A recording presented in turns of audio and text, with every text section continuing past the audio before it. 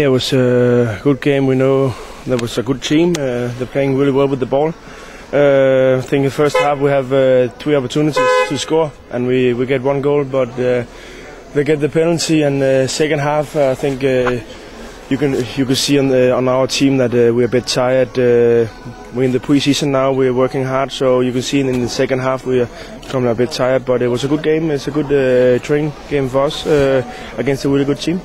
Yeah, no, I didn't have a lot to do today. There was only a few shots on goal, so there wasn't much to do. I was really positive, surprised about Bataille playing really good football, really technical, good side, playing fast.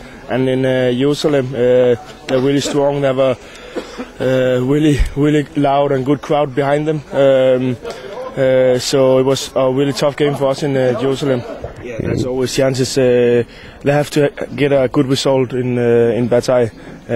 It's going to be decided in Jerusalem, I think. It's a really tough place to play.